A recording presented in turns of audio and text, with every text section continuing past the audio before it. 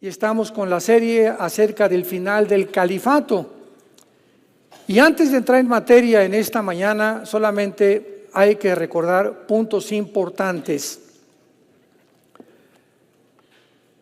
El Imperio Otomano Turco, después del Imperio Romano, fue el que continuó en el mundo durante casi 500 años. O sea, los turcos, los musulmanes turcos, se apoderaron después de Roma, que quedó en la Roma oriental, en Estambul, en Turquía, porque ahí terminó el Imperio Romano casi 1000 años después de que el Imperio Occidental había sido derribado en Roma, en la capital.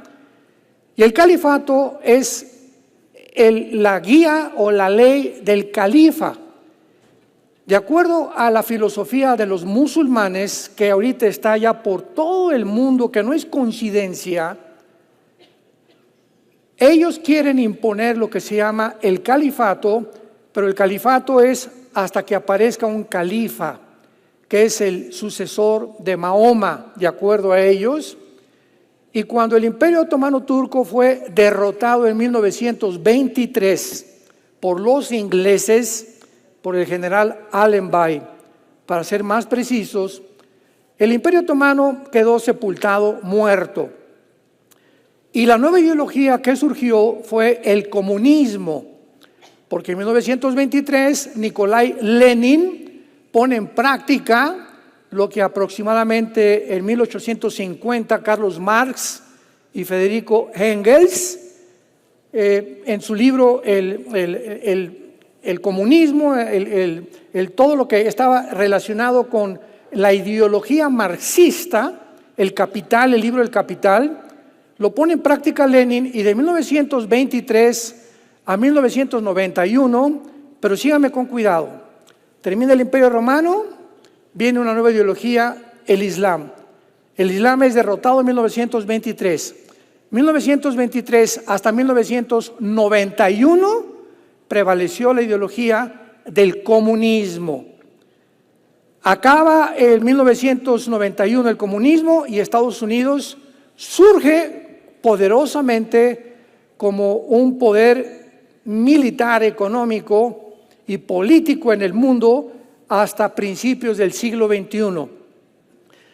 Y después de 2015, en el siglo XXI, vemos de alguna manera que el califato o la ideología del Islam está volviendo a ser desenterrada, tal como este libro lo profetizó hace 2700 años, principalmente en Ezequiel 38, versículos 5 y 6, que los hemos estudiado con mucho detenimiento. Dichosos, bienaventurados los que se meten a YouTube, los que escuchan las conferencias, cuando vas caminando, antes de acostarte, tienes información, y toda esta información te hace realmente elevar tus brazos al cielo y decirle: Señor, solo tú pudiste poner la historia cronológicamente en orden. ¿Y por qué lo hizo Dios? Dice Isaías 44, del 6 en adelante, para que tú seas mi testigo. Ante tu familia, ante tu gobierno, ante tus amistades, en tu bufete jurídico, en tu hospital, en tu taller de carpintería, ustedes son mis testigos. Y voy a hacer algo especial con ustedes para que no le tengan miedo a la gente, para que no le tengas miedo al club de amigos que tienes, para que no le tengas miedo también si un partido político se inclina por una cosa, que tú puedas ir en contra siempre de aquello que no está de acuerdo a la Biblia. Y como yo sé que ustedes, dice Dios, por naturaleza somos temerosos, somos miedosos, queremos formar parte del club, no queremos ser aislados, y si no fumas, pues no eres de nosotros, si no te echas el tequila, no eres de nosotros, si no te acuestas con tu novio, no eres de nosotros, señorita, si usted no se va con su jefe, no le subo el sueldo. Y ahorita todo el mundo, estoy en la Universidad de Harvard, y todos mis amigos están ante el Islam y abrazando el Islam, y algo me dice en mi corazón: esto está mal. Pero yo venzo este temor y me uno a ellos para poder ser aceptado y no verme marginado donde va la mayoría. Dice la Biblia, y muchos creyeron en Jesucristo, muchos, pero no le confesaban, no decían que habían creído en Él, porque amaban más la gloria de los hombres que la gloria de Dios. ¿Qué voces son las que tú estás oyendo? Si tú oyes a Marx, si tú oyes esto y el otro, y el comunismo, y esta ideología, y el Islam, las voces que tú oyes, ten cuidado, porque esas voces van tarde o temprano a determinar la clase de persona que tú vas a ser. Van a determinar tu filosofía, van a determinar en quién crees y van a determinar completamente tu futuro eterno. Le dice Pablo a la iglesia de Colosas, capítulo 2, versículo 6, miren que no sean engañados por sistemas de ideologías o filosofías ajenas a la palabra de Dios, que son doctrinas de hombres. Dice el apóstol Juan, 1 Juan capítulo 4, versículos 5 al 7, ellos son del mundo y hablan del mundo. Por eso el mundo los oye. Nosotros somos de Dios. El que conoce a Dios nos oye. Yo oigo, dice Jesucristo, a mi pastor, y mis ovejas oyen mi voz. Porque todo aquel que es de la verdad, oye mi voz. En esto conocemos el espíritu de verdad y el espíritu de error. Damas y caballeros, santos de Dios, estamos en un punto en la historia donde ya se está dividiendo la historia y se está determinando si eres de las Chivas o de la América. Tú no puedes tener la mitad de la América y la mitad de las Chivas, ¿verdad? O eres con uno o eres con otro. Ya se está determinando quién es del Real Madrid y quién es del Barcelona. ¿Quién está del lado de Dios?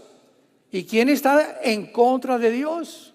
Porque Jesús dijo, si no eres conmigo, eres contra mí. O sea, no hay terrenos neutrales. O somos o no somos. Y regreso a mi punto anterior. Como Dios conoce que somos por naturaleza miedosos y temerosos, Dios envió a su Espíritu Santo. Hechos 1:8, y me serán testigos. Pero Señor, vamos a enfrentarnos al imperio romano, vamos a enfrentarnos, les voy a dar un poder dentro de ustedes para que la cobardía con la cual nacimos y con esa tendencia a que queremos ser aceptados, ustedes con mi presencia rompan completamente eso y hablen sin temor, aún a costa de sus propias vidas. Recibirán poder. ¿Qué clase de poder? Dios sabe que somos por naturaleza miedosos, vulnerables, frágiles. Necesitamos algo sobrehumano, sobrenatural, que es la presencia del Espíritu Santo en mi vida, para yo enfrentarme a un mundo que está en contra de mí, en contra de sus principios, en contra de sus mandamientos. Y el mundo que estamos viviendo actualmente va a ir de mal en peor. Porque si Jesús viene, las cosas no pueden mejorar. Jesús no viene a un mundo color de rosa, viene a un mundo al revés, a sacarnos antes de que Él envíe los 21 juicios que se encuentran en el libro del Apocalipsis. La presencia de Jesús está cada día más cerca de todos nosotros. Y esta es la razón por la cual la Biblia profetizó que habría 7 imperios antes de que Cristo llegara, y lo voy a enunciar, los que quieran apuntar: el imperio asirio, el imperio egipcio, el imperio babilónico, el imperio medo-persa, el imperio griego y el imperio romano. Muy bien. Cuando el apóstol Juan escribe, vamos a Apocalipsis capítulo 17. Cuando el apóstol Juan escribe el capítulo 17 del Apocalipsis, vamos a pavimentar el camino primero. Juan vivía bajo el imperio romano, que es el sexto imperio, ¿correcto? Nada más hasta el tiempo de Juan, hace 2000 años, había 6 imperios. Todos estos imperios estuvieron relacionados con la nación de Israel. Y todos estos 6 imperios buscaron esclavizar y exterminar a la nación de Israel. Entonces, aquí en el capítulo 17 de Juan vamos a descubrir algo. Falta el séptimo imperio. Y la pregunta tan importante es la siguiente. Después del imperio romano, ¿cuál es el imperio que va a seguir y que le preparará el camino al anticristo? Porque el séptimo imperio va a ser el penúltimo gobierno mundial que ante nuestros ojos se está formando a través del Islam. Y cuando el anticristo aparezca, él es el octavo. Estudiemos esto ya profundamente en el capítulo 17 del Apocalipsis. Un ángel toma a Juan, lo lleva a un desierto. Versículo 3, me llevó en el espíritu al desierto. Vi a una mujer sentada sobre una bestia escarlata llena de nombres de blasfemia que tenía, ¿cuántas? 7 cabezas y 10 cuernos.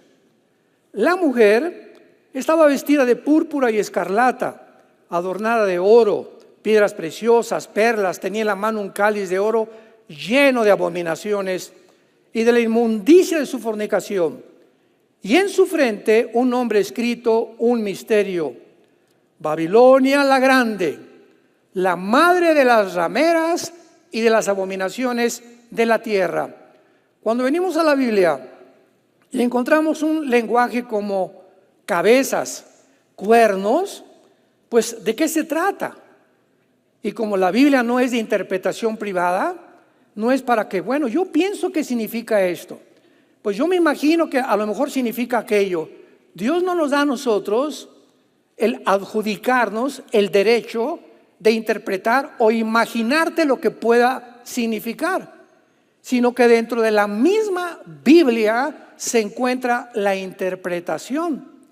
Y en este pasaje tan difícil vamos a ver que el Espíritu Santo, aquí adelante, Él toma las riendas de nuestras mentes, de nuestro entendimiento, y vamos a ver cómo ahora el Espíritu Santo nos interpreta y nos dice qué es la bestia, qué es esa mujer sentada arriba de una bestia, qué significan esas 7 cabezas y esos 10 cuernos, porque todo este lenguaje se encuentra anteriormente en el libro de Daniel. Daniel, 600 años antes del apóstol Juan, se le apareció el ángel Gabriel. El mismo ángel que se le apareció a José y María cuando María estaba embarazada e iba a parir al niño Jesús. El mismo ángel es el mensajero de Dios, Gabriel. Y se le aparece 600 años antes a Daniel, capítulo 7, 8, 9 y 10, 11 y 12 del libro de Daniel, y le dice a Daniel: Daniel, te voy a dar un mapa y la cronología de qué forma todos los imperios y políticamente el mundo va a acabar. Entonces, pues Daniel, como vamos a imaginarnos que es una pintura donde comienza a pintar algo, todo lo que está recibiendo el Espíritu Santo, pero Daniel deja inconclusa esa pintura. Y le dice al terminar el capítulo 12 el ángel a Daniel: todo lo que estás pintando, Daniel, ni tú mismo lo vas a entender. Porque van a tener que pasar 600 años y después 2600 años para que la generación, la última generación de la historia que somos nosotros, lo pueda comenzar a entender. Entonces iban a pasar 2600 años hasta que llegáramos al punto en que estamos, para que comenzáramos a entender lo que hace 2600 años Dios le reveló a Daniel. Entonces Daniel hace una pintura y esta pintura está inconclusa. Viene Juan y le revela el ángel a Juan la otra parte que le falta a la pintura. Entonces Juan le da las últimas pinceladas a todo el cuadro que se encuentra en el libro del Apocalipsis. Entonces ya tenemos completamente con la revelación de Juan lo que Dios nos quiere decir. Ahora bien, versículo 7, pongan atención. Ante esto, desde luego, Juan se queda, como ahorita muchos de ustedes, ¿qué significa esto, no? O sea, esto es un lenguaje cibernético o ciencia ficción o hasta de cuál fumaron, ¿no? Pero no de ninguna manera, es un lenguaje espiritual. Y por eso el ángel le dice, versículo 7, ¿por qué te asombras? Yo te diré el misterio de la mujer y de la bestia que la trae, la cual tiene 7 cabezas y los 10 cuernos. Veamos ahora a continuación con mucha atención la interpretación de lo que acabamos de leer, que si no fuera por el ángel, por más inteligente que sea la mente humana, no puede discernir las cosas que pertenecen a la dominio, a la dimensión espiritual. Tiene que venir alguien enviado por el Dios creador de los cielos y la tierra, de la dimensión espiritual, bajar aquí a la tierra y enseñarnos los misterios de Dios. La bestia que has visto, versículo 8, pongan mucha atención. La bestia que has visto era, o sea, en un tiempo antes del Imperio Romano, antes del apóstol Juan, esta bestia que es, vamos a ver, que es el anticristo, este principado satánico ya existía. La Biblia nos revela, voy a ir muy despacio, con mucho cuidado. La Biblia nos revela que el ser humano cuando muere ya no tiene oportunidad de reencarnarse. Hebreos 9:27, porque está establecido los hombres que mueran una sola vez, ya no hay purgatorio, ya no hay ningún otro medio intermedio para poder, el limbo para los niños no existe tampoco. Tú te mueres y el momento en que tú te mueres, en que estás en la ambulancia y cierras tus ojos, en el hospital te cae un ladrillo, como la forma que tú te mueras, en segundos te encuentras en el centro de la tierra, en el infierno o en el cielo con Jesús. No hay medias tintas en la Biblia. Por eso eres o no eres. Y se va a determinar a la hora que tú mueras. Entonces, los seres humanos no pueden existir y volver otra vez a vivir. Con la excepción, ¿verdad?, que vamos a ver tal vez los 2 testigos, que va a ser la única excepción que Dios va a tener, que posiblemente sea Enoc y Elías, los testigos de Apocalipsis 11. Pero la Biblia nos revela que los ángeles caídos o los principados satánicos de Dios, del diablo, ellos pueden haber sido detenidos anteriormente y estos principados satánicos se encargan porque Satanás, en Deuteronomio 32, Satanás dividió al mundo en secciones. Aquí va a ser Rusia, Estados Unidos, etcétera, etcétera. Y a cada nación Satanás asignó a un príncipe de él. Y Satanás tiene una organización perfectamente desarrollada, calculada, etcétera, etcétera. Y todos estos príncipes, no sé cada cuándo se juntan, dice la Biblia, pero que se reúnan y le dan reportes a Satanás. Mira, pues Rusia ya se fue sobre Ucrania, estamos trabajando de esta manera con Putin, y aquí en México esto, y en Estados Unidos, etcétera, etcétera. Pero cada nación, de acuerdo a la Biblia, tiene un principado satánico influyendo en sus presidentes, o gobernantes, o dictadores, o reyes, o césares, o como tú les quieras llamar. Pero en cada nación, en Roma, en Italia, en toda la historia, hay principados vigilando las naciones y contribuyendo para las guerras, para los levantamientos, golpes de Estado, insurrecciones, causar problemas, causar dudas, engañar a la gente con muchas cosas. Esa es su misión. Entonces, aquí se está hablando de un principado que existía antes de Juan. Este es el principado que va a entrar en el anticristo. Apocalipsis 11, 7 y 8. Vi la bestia que subía del abismo. Él se encuentra, ¿en dónde? En el abismo se encuentra ahorita.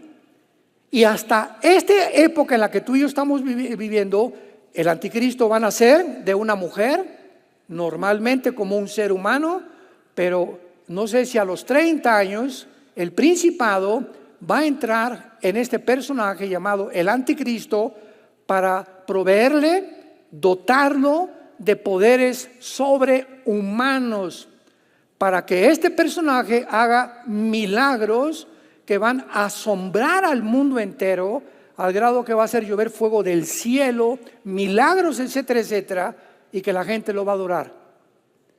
Entonces, vamos por orden. La bestia que has visto era, y no es, en el tiempo de Juan, este principado satánico estaba encerrado. Y está, ahí lo explica, para subir del abismo. Lo que dice Apocalipsis, chécalo, 11, versículo 7, que sale del abismo para meterse al anticristo posteriormente. Muy bien. Y los moradores de la tierra, aquí sabemos que es el anticristo por esto. O sea, los moradores de la tierra, aquellos cuyos nombres no están escritos desde la fundación del mundo en el libro de la vida, se asombrarán viendo la bestia que era y no es y será. Aquí ya no tenemos duda, lo corrobora Apocalipsis capítulo 13, y el mundo adoró a la bestia.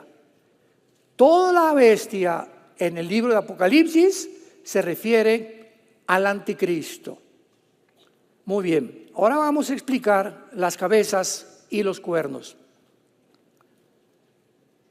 Pero antes vamos a terminar con esto. La visión que tiene Juan es una bestia montada sobre una mujer. La ramera montada sobre la bestia. ¿Verdad? En los versículos anteriores. La bestia es el anticristo, la mujer es, versículo 18, díganmelo ustedes. ¿Quién es la mujer? Es una ciudad que gobierna sobre los reyes de la tierra. La única ciudad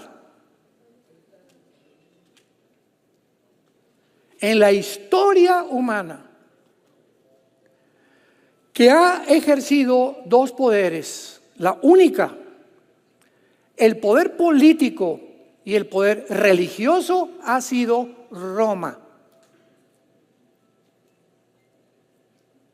18 siglos, Roma controló Francia, Inglaterra, Bélgica, Bulgaria, Rumanía, Alemania, y desde el asiento en la ciudad del Vaticano se encontraba el rey, que era el Papa.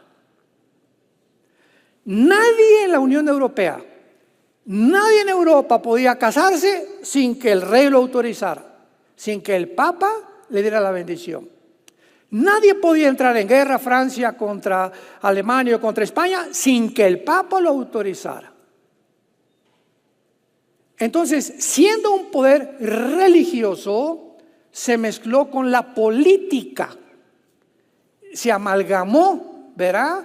Se hizo un sancocho completamente entre la religión y la política, cosa que no es así bíblicamente. La iglesia tiene una parte, la política tiene otra parte. La política o los gobiernos tienen el deber de infundir el temor a los malos, protegernos para que tengamos y gocemos de libertades y garantías individuales, proteger la propiedad privada y la iglesia cambiar a las personas mediante la predicación del evangelio de la gracia de Dios. Son dos funciones completamente diferentes. La iglesia tiene mucho más influencia porque cambia al ser humano. El gobierno no puede cambiar a nadie. El gobierno está para imponer la ley y por eso usa soldados, policías, cárceles, jueces, etcétera, etcétera, porque el ser humano es por naturaleza violento, agresivo, violador, criminal, asaltante, secuestrador, ladrón, defraudador. Y eso solamente se puede usar un gobierno para detener eso. Y cuando el gobierno no ejerce ese poder que tiene para detener la criminalidad, ese gobierno dejó de funcionar ante los ojos de Dios. Entonces, la bestia es el anticristo y este poder, la mujer ramera, pues se llama ramera porque se ha mezclado con todos los reyes de la tierra. Y es una gran ciudad. En el tiempo de Juan y antes de Juan, la única gran ciudad fue Roma, políticamente y religiosamente. ¿De qué nos habla esto? Que cuando el anticristo comience su carrera, el poder religioso lo va a controlar, lo va a dominar. Y esto es asombroso porque lo estamos viendo con nuestros propios ojos. Irán, la nación de Irán, en el siglo XXI, en el mes de mayo en que nos encontramos, es la nación centro, es el corazón del terrorismo internacional. Irán, no el pueblo iraní. Hay cantidad de iglesias cristianas en Irán y está creciendo la iglesia cristiana. Estoy hablando de los ayatolas, de los gobernantes, porque Irán es una nación que no se controla civilmente, se controla religiosamente. Ahora, muy bien, Irán tomó el Líbano y ahora el gobierno del Líbano te haces a un lado y voy a poner a un grupo de terroristas llamados Hezbollah, que significa el partido del pueblo, a quien Irán sostiene y financia. Se divide la tierra en Israel y les dan a los palestinos la franja de Gaza. Y entonces en 2005 se sale Egipto de Gaza, Israel. Escuchen esto, vean cuántas mentiras de los medios de comunicación.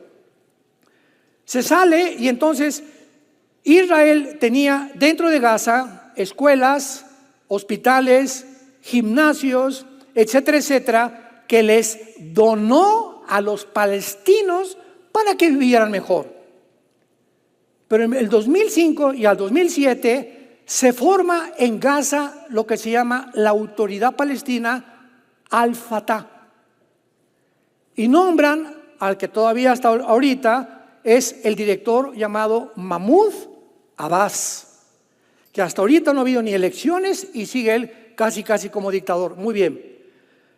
En el 2007 se sale Israel, sacan a todos los judíos, se enojaron, había más de 3,000, 4,000 asentamientos judíos en Gaza y le dice el gobierno de Israel, sálganse porque ahora es terreno y van a hacer ellos lo que ellos quieran. Cuando se salieron los judíos, los hospitales, las escuelas, los parques, los campos de fútbol que Israel había construido, los quemaron. Y les preguntaron, oye, pero ¿por qué quemas esto? No queremos nada que huela a judío. Bueno, ya desde ahí damos cuenta, ¿verdad?, que hay un problema de racismo. Porque fíjense ustedes, desde el 2007 en adelante, había palestinos que no estaban de acuerdo con este gobierno. Entonces el gobierno de Al-Fatah, de Mahmoud Abbas, supo que si en la Constitución y en la agenda del Movimiento para la Liberación de Palestina en los 80s que fundó un terrorista llamado Yasser Arafat, dice la Constitución en el artículo 25, métete a internet y búscalo. Nuestro objetivo es la exterminación del Estado judío y la muerte de los judíos. Por el amor de Dios. Ese es nuestro objetivo. Entonces, del 2007 en adelante, Israel le abre la puerta y manda un mensaje a Palestina diciéndoles: los palestinos que quieran entrar a Israel a trabajar, escuchen esto, son bienvenidos. Peace and love. No queremos ningún problema con ustedes.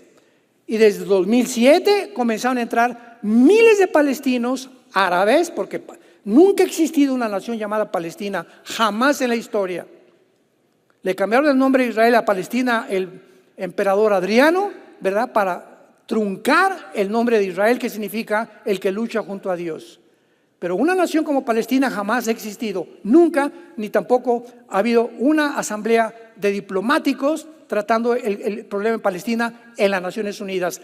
Palestina tiene oídos en las Naciones Unidas, pero no está considerado ni por las Naciones Unidas ni por ninguna institución como una nación. Entran todos los palestinos a Israel y se les da, síganme con cuidado, se les da trabajo, se les da comida. Los que quisieran regresar después de trabajar a Palestina lo podían hacer. Los que quisieran comprarse un terrenito en Israel se les daba chance. Y los que quisieran entrar al ejército, Madre del Socorro,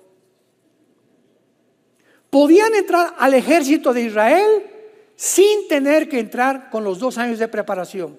Podían servir en el ejército. Y los que quisieran residencia, por el amor de Dios, se les daba la residencia con los mismos derechos que todos los judíos. Más de 3,000 de estos palestinos que se les dieron todas estas concesiones, estas bendiciones durante casi más de 15 años, el 7 de octubre del año 2023 rompieron las barreras y con la información que tenían de Israel, de los kibbutz y cómo estaba el gobierno, la dieron al grupo terrorista de Hamás.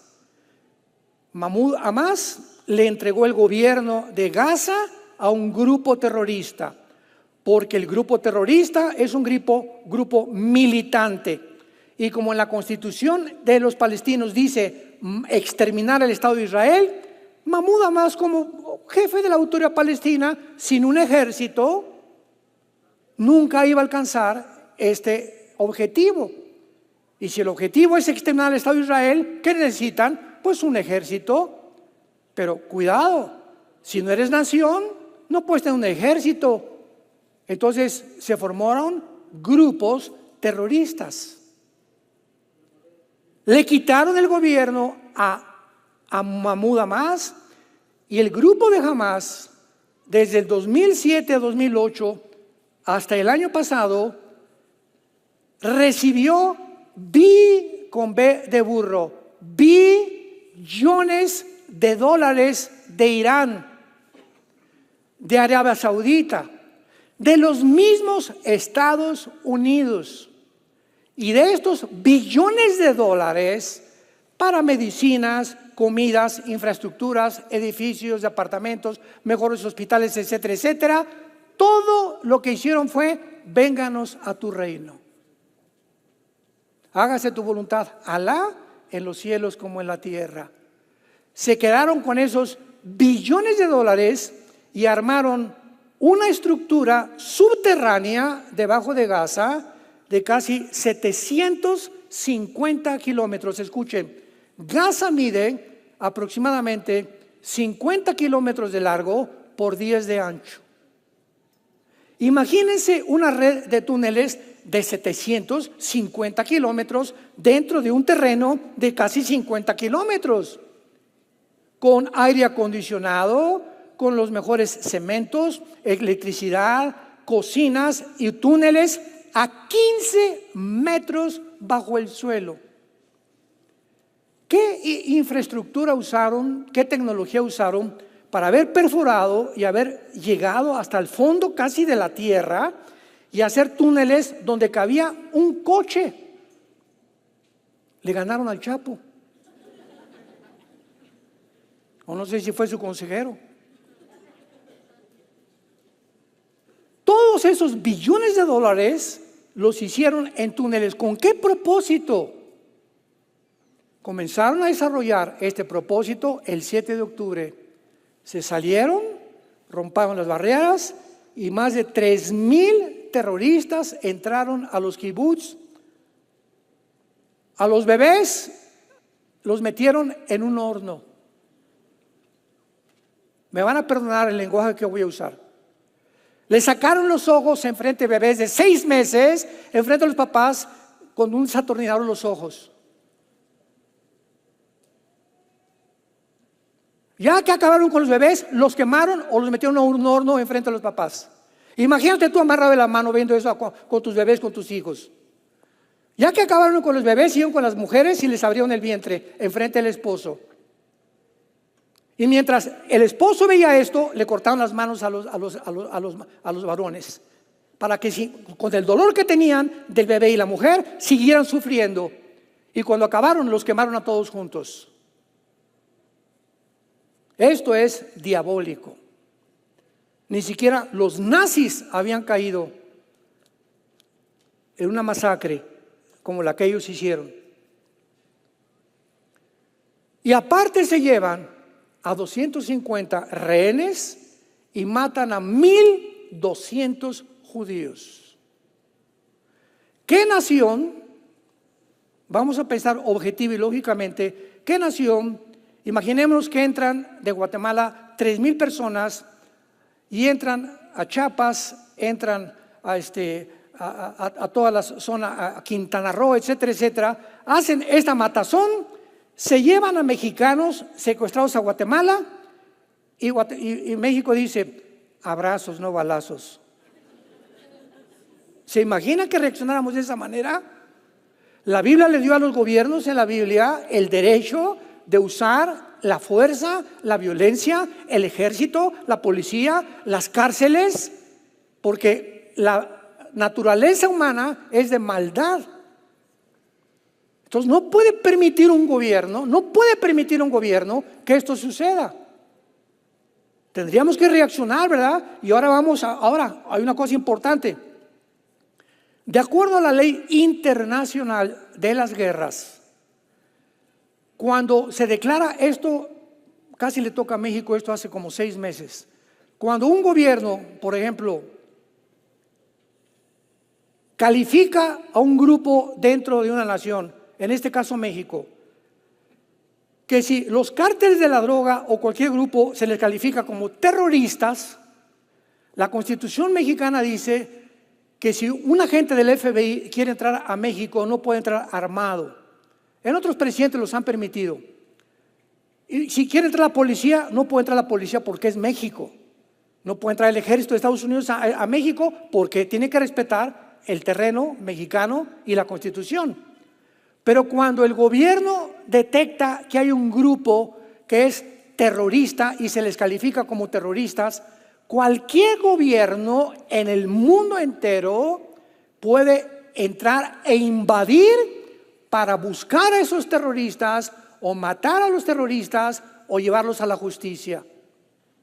En el caso de Gaza, Hamás no es una nación, los palestinos es una nación, Gaza es un grupo terrorista e Israel, de acuerdo a la ley legal internacional, se le permitía entrar a Gaza y buscar a estos infelices para llevarlos a la justicia o para matarlos. Inmediatamente el mundo reacciona en contra de Israel. Y la pregunta más importante, ustedes que no son cristianos, politólogos que nos escuchan, filósofos, escritores, geopolíticos, ¿por qué Israel ha sido siempre el centro del odio? ¿Por qué no los budistas? ¿Por qué no los musulmanes? ¿Por qué no otra secta, otro grupo étnico? ¿Por qué tienen que ser los judíos? Como ahora en la Universidad de Columbia, en Nueva York, los entrevistó una cadena de televisión. Oye, muchacho, ¿y tú cómo estás preguntando qué tienen los judíos? ¿Qué te hicieron los judíos? Nada. Entonces, ¿por qué estás Palestina, que no sé qué? Porque todo el mundo trae la bandera. El síndrome del rebaño, lo que hablábamos al principio.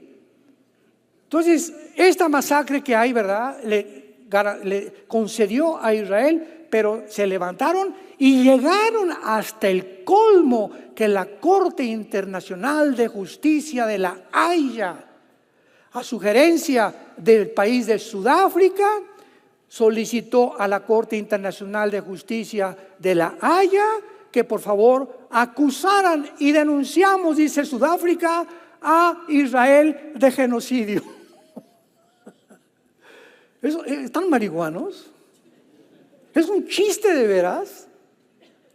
O sea, los genocidios fueron los de Hamás, porque genocidio, de acuerdo a la ley internacional, es cualquier intento preventivo antes de matar con alevosía, con ventaja o por venganza o por deseos de cobrarte algo. Eso es lo que es genocidio, es como un crimen. En la Biblia se permite matar en defensa propia. A los soldados se les permite matar en la Biblia en defensa propia o cuando es por el beneficio del país. Pero Dios condena la palabra radhak en el hebreo, que significa matar con anticipación, alevosía, ventaja o por venganza. Eso es un crimen, eso se llama asesino. Matar en defensa propia no es asesinar, es matar. Asesinar es con premeditación, alevosía, ventaja o por venganza. Por favor, síganme con mucho cuidado y entiendan la diferencia entre matar y defender tu vida y la de tu familia. Todo ciudadano en cualquier parte del mundo tiene derecho a defender su casa, a defender tu propiedad y a defender tu vida. Y si a tu casa se meten un grupo de 3 o 4 personas a violar a tus hijos, a matar a tus bebés, y tú tienes una pistola, tú tienes el derecho de matarlos. ¿Por qué digo matarlos? Porque si les disparas a las piernas, es la ley de la justicia. Si les disparas a las piernas a los ladrones o secuestradores o asaltantes, tú no sabes, se caen al suelo y pueden traer una pistola aquí guardada. Por eso a la policía se le dice en Estados Unidos que siempre que tiren es de aquí a acá. Siempre te da una pistola, quiero que te digas, esta pistola es para matar, no para lastimar. ¿Quién de nosotros no haría eso? Todos. ¿Por qué? Porque es mi familia y no voy a permitir que nadie haga eso con mi familia. Y eso es lo que hizo Israel y los acusan de genocidio. Creo que ustedes vieron el video que subimos en YouTube, donde yo di estoy dando casi cada 2 semanas algo en vivo, y hablé sobre eso precisamente y le dije sobre la Corte Internacional Penal de Justicia. ¿Cómo es posible que la Corte, vean ustedes, les dije, le llamé al video la degeneración o lo absurdo en lo que se encuentra la justicia internacional? La Corte Internacional de Justicia está compuesta por 15 o 17 jueces. Muy bien, me llega una solicitud, Sudáfrica la firma, demandemos por genocidio a Israel. Número 1, cualquier juez, vean la hipocresía, cualquier juez que forma parte de esta institución inmediatamente tiene que saber lo siguiente. Muy bien, ¿cuál es la acusación? Genocidio. ¿Qué es genocidio? Para que se pueda aplicar el castigo por genocidio. Y en este caso, al entrar Israel a Gaza, no fue genocidio. Genocidio fue el de Hamás a Israel. Entonces, el momento en que yo recibo esto, digo, discúlpenme Sudáfrica, pero de acuerdo a este escrito, no tiene ninguna relevancia porque no se ajusta a la definición de genocidio que en 1944, por primera vez, esta palabra no existía en el diccionario. La palabra genocidio aparece a partir de 1944, cuando alguien buscó un abogado en Europa para determinar lo que los nazis estaban haciendo, que era un genocidio, aparece en el diccionario Webster la palabra genocidio. Entonces, ¿qué iban a hacer los jueces? Devolver la solicitud, pero no la devolvieron. Se hicieron y siguieron el juego. La vamos a examinar. ¿Examinar qué cosa? Por el amor de Dios, partiendo del punto que no coincide con la definición de lo que es un genocidio. Y ahí la tuvieron como 1 semana, 2 semanas, y el mundo, ya ves, es cierto, el genocidio, Finalmente, gracias a Dios, la Corte Internacional de Justicia dijo, discúlpeme, no es genocidio, y le devolvieron. ¿Por qué jugaron 2 semanas con esta solicitud la Corte Internacional de Justicia? Para darle oportunidad a que mientras jamás pudiera tener la simpatía, se hicieran las víctimas ante el mundo, que estamos, y los niños, y están matando, están muriéndose de hambre en Gaza y todo, y el mundo se volcara como se ha volcado en las últimas 2 semanas en las universidades norteamericanas en contra de Israel. Los gritos son muerte a Israel. Harvard, Princeton, Yale, Oxford, universidades que se asume, se piensa, obvio que son muchachos inteligentes. En Harvard no aceptan a cualquiera, ni en Yale, ni en Princeton, ni en Oxford, que son muchachos que tienen un nivel de intelectual, ¿verdad?, bastante elevado, un IQ bastante elevado. Sin embargo, estos muchachos que son el futuro presidentes de las naciones, los futuros jueces de la humanidad, se están reuniendo por miles, asusados por un grupo tremendo que está financiando detrás de ellos, y como mosquitas los están cayendo en la trampa todos. Y todos, porque lo hacen, son inteligentes, son intelectuales, sin embargo no quieren sentirse a un lado de la manada, quieren ser aceptados.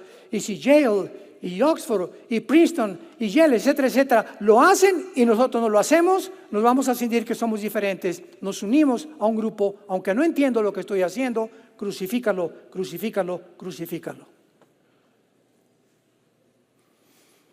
La historia se repite una y otra vez. Nos encontramos en un mundo completamente al revés. Y finalmente dice el versículo 9, Apocalipsis 17, esto para la mente que tenga sabiduría. Muy bien, las 7 cabezas que estaban sobre la bestia son 7 montes sobre los cuales se sienta la mujer, y son 7 reyes. Aquí vemos entonces que las 7 cabezas representan a los 7 imperios de la historia. Repito, Asiria, Egipto, Babilonia, Medo-Persia, Grecia y Roma, que es el 6º. Entonces dice aquí, son 7 reyes, 5 de ellos han caído. Cuando Juan vivió, en el tiempo de Juan habían caído Asiria, Egipto, Babilonia, Medo-Persia y Roma. 5 han caído. Uno que es Roma, y el otro aún no ha venido. ¿Cómo terminó el Imperio Romano? Después de que se levantaron y cayó el Imperio Occidental, Roma se dividió en 2, en el Imperio Occidental y el Imperio Oriental. El occidental duró como 300 años con la capital en Roma, pero el Imperio Romano Oriental acabó en Estambul, en lo que era Constantinopla antigua, lo que es Turquía en el siglo moderno, y duró casi 1000 años más. Y después del Imperio Romano, ¿qué imperio siguió? Ya lo vimos al principio. El Imperio Otomano Turco. En otras palabras, el 7º no había venido en los tiempos de Juan. Ante nuestros ojos ha comenzado a resurgir. El Imperio Otomano volverá y resucitará. Déjenme leerles nada más como un botón de muestra para que se den cuenta la influencia del Islam en el mundo entero, principalmente en Europa. El alcalde de Londres, musulmán. El alcalde de Birmingham, todo esto es Inglaterra, Reino Unido. El alcalde de Birmingham, musulmán. El alcalde de Leeds, musulmán. El alcalde de Blackburn, musulmán. El alcalde de Sheffield, musulmán. El alcalde de Oxford, musulmán. El alcalde de Luton, musulmán. El alcalde de Oldham, musulmán. El alcalde de Rothschild es musulmán. Todo esto lo lograron solo 4 millones de musulmanes de 66 millones de personas en Inglaterra. Hoy en día hay más de 3,000 mezquitas en Londres nada más. Hay más mezquitas musulmanas en Londres que iglesias cristianas, católicas o evangélicas. Hay más de 50 consejos de la Sharia en Inglaterra.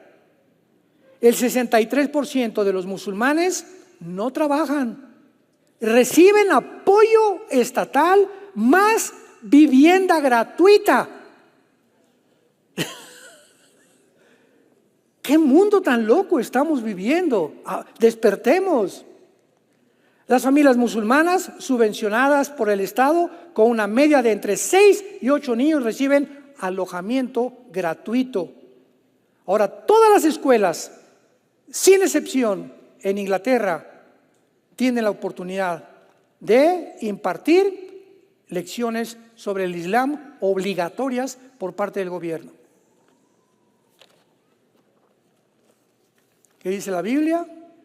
En Ezequiel 38, que casi lo acabamos en las últimas series, versículo 5 y 6 de Ezequiel, rápidamente se profetiza una invasión que viene de naciones todas musulmanas sobre Israel, dirigidas principalmente tal vez por Turquía, y está Persia, que es Irán. En 1935 se le cambia el nombre de Persia a Irán.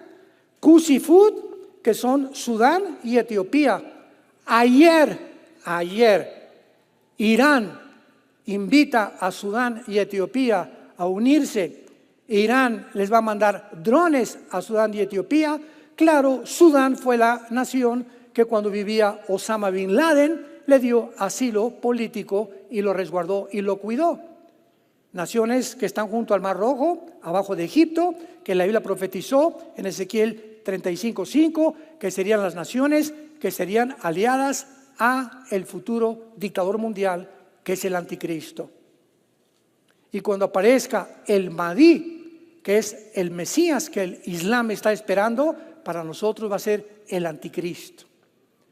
Y cuando se sienten los judíos a firmar un tratado de paz por 7 años, con un hombre con un poder tan grande, que para que el gobierno judío se siente con un hombre en una mesa y este hombre les diga, les prometo 7 años de protección, nadie los va a tocar, nadie del mundo árabe, yo los voy a proteger. ¿Quién será este hombre tan poderoso que el Islam y los árabes lo van a obedecer?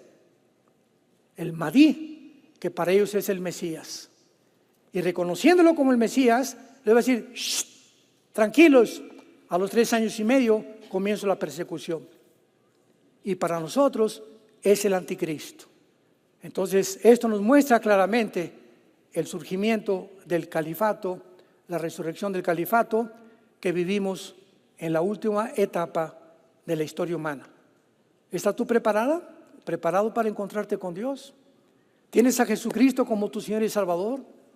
¿Cuáles son tus convicciones ahora que tú estás viviendo? ¿Estás dispuesto a dar tu vida por Jesús? ¿Estás dispuesto a ir en contra de lo que sea con tal de seguir a Jesucristo? Él colgó en una cruz, fue crucificado, enterrado y a los 3 días levantado para que nosotros ya no viviéramos para nosotros, sino para aquel que vive por los siglos de los siglos. Y que si tú no lo tienes en esta mañana, Él te da el poder del Espíritu Santo para que entre a tu vida y te vuelva de un cobarde a un valiente, de una mujer frágil en una mujer temeraria, con visión, con fuerza para sostener a sus hijos y su casa, para hombres con convicciones para que permanezcan fieles a su esposa, fieles a sus hijos, fieles a la palabra de Dios. Y cuando tú mueras, que nuestros hijos digan, ¿a quién murió muy millonario? Pues me dejó un edificio de apartamentos. No, mi papá tal vez no nos dejó nada, nos dejó lo más importante, nos dejó a Jesucristo. Y yo puedo morir en paz, aunque no les deje una casa a mis hijos, porque sé que si tienen a Jesucristo, Él nunca los va a abandonar, nunca los va a dejar, y está garantizada que llegarán a la meta y nos veremos todos en el cielo. ¡Aleluya! Gloria al Señor.